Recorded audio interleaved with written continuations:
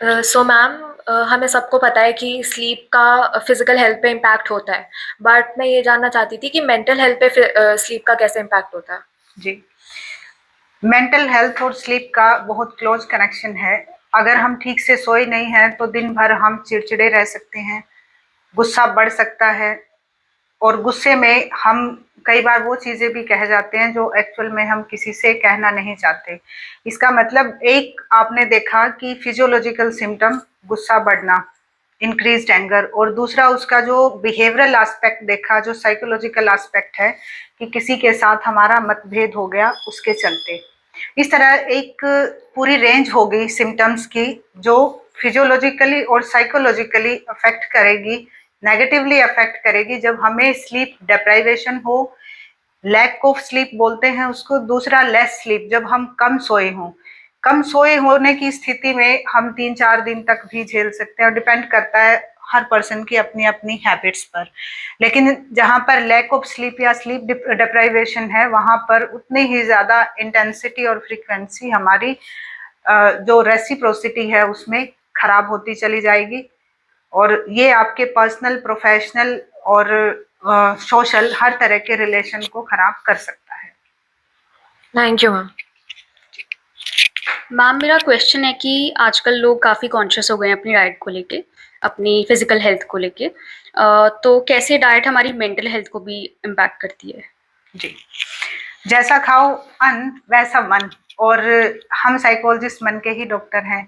मीठा खाते हैं मीठा बोलते हैं, अगर कड़वा खाएंगे कड़वा बोलेंगे, ऐसा नहीं है। मैं इस सेंटेंस में ये नहीं कहना चाह रही, मतलब ये है कि हमारा टेस्ट बर्ड्स और हमारी साइकोलॉजी का भी वैसे ही एक कनेक्शन है। जिसका जैसा टेस्ट बर्ड है, किसी को स्पाइसी खाना पसंद है, किसी को सोर खाना पसंद है, किसी को स्वीट पसंद है, तो जिसको जैसा खा के अच्छा लगे उतना इनटेक उसके खाने में जरूर होना चाहिए उसकी टेस्ट बर्ड के अकॉर्डिंग। क्योंकि फील गुड होना हैप्पी न्यूरोट्रांसमीटर सेरोटोनिन डोपामिन को इंक्रीज करता है और हम एडवर्स कंडीशंस में भी अपने आप को वापस लेके आ पाते हैं, उससे डील कर पाते हैं। इसके बारे में और ज्यादा हम वैसे पहले अपनी वीडियोस में बता भी चुके हैं और आगे भी लेकर आएंगे कि इसका दूसरा एस्पेक्ट क्या है, डाइट का कैसे हमारी मेंटल हेल्थ के साथ एक कोरिलेशन है। मुझे पूछना था कि जो फिजिकल इलनेसेस होती है उनका मेंटल हेल्थ पे क्या इम्पैक्ट होता है। फिजिकल इलनेसेस का मेंटल हेल्थ पे बिल्कुल डायरेक्ट इफेक्ट होता है। जैसे कुछ ऐसी बीमारियां हैं जो नींद को बिल्कुल भगा देती हैं, जिनमें पेन होता है, और हमारे पेन रिसेप्टर्स जो है वो स्लीप में एक खास डिस्टरबेंस पैदा करते हैं। न्यूरोलॉजिकल जितनी भी हमारे डिसऑर्डर्स हैं, बीमारियां हैं, उनमें नींद में आने में बहुत बड़ी समस्या हो सकती है। इसलिए उनको साथ में एक ऐसी दवाई जरूर दी जाती है। मैं उसको ये नहीं कहूंगी कि वो नींद की गोली है, रिलैक्सेशन के लिए दी जाती है, कई बार एंग्जोलिटिक भी दी जाती है। क्योंकि जैसे हमने पहले इस बारे में बात की कि स्लीप का कैसा असर होता है हमारे बिहेवियर पर, तो जिनको न्यूरोलॉजिकल डिसऑर्डर्स हैं उनको मूड डिसऑर्डर्स भी हो जाते हैं अपनी इस बीमारी के चलते, क्योंकि उनके बिहेवियर में खास डिफरेंस आ जाता है जिसके चलते वो हमेशा इरिटेशन में रहते हैं। एक इरिटेशन जो उनकी बीमारी से है, दूसरी जो नींद से है, और तीसरी उसके टाइप से है न्यूरोलॉजिकल। जैसा आपका सवाल है कि फिजिकल इलनेसेस में, तो यहाँ बिल्कुल डायरेक्ट कोरिलेशन है। इस तरह की बहुत सारी ऐसी बीमारियां हैं जिसमें नींद का और उसका डायरेक्ट एक कोरिलेशन है, एक संबंध है। तो उसको हमें जरूर पहचान लेना चाहिए और साथ ही साथ अपने फिजिशियन को बोलना चाहिए कि हमारी नींद के लिए आप खास तौर पर ध्यान रखें।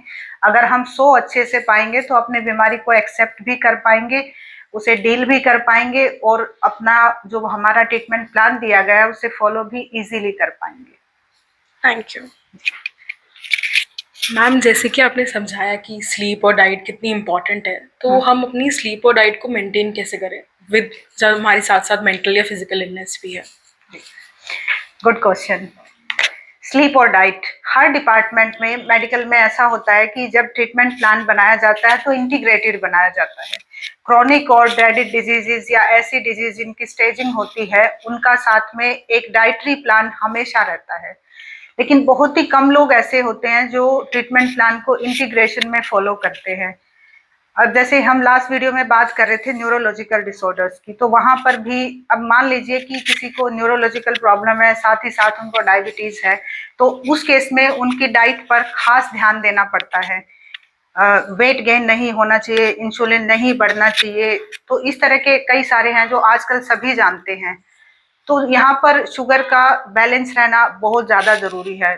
तो उतना ही जरूरी है कि हम उस शुगर को डाइट से कंट्रोल करें, क्योंकि ये भी हम सबको पता है कि एक शुगर जो हम अपनी डाइट से लेते हैं, एक जो बॉडी जनरेट करती है, तो उस सबको बैलेंस करना पड़ता है। अब मेरी ये रिक्वेस्ट भी है कि जब किसी को अपने ट्रीटमेंट को अगर सक्सेसफुल बनाना है तो वो इंटीग्रेशन में अपना ट्रीटमेंट फॉलो करें, उसको पार्ट्स में ना करें कि एक बार डाइट पे फोकस कर लिया, एक बार मेडिसिन पे कर लिया, एक बार एक्सरसाइज पे कर लिया, तो काफी मुश्किल होता है मैनेज करना। लेकिन अगर सही से करेंगे तो उतनी ही जल्दी बाहर आ जाएंगे।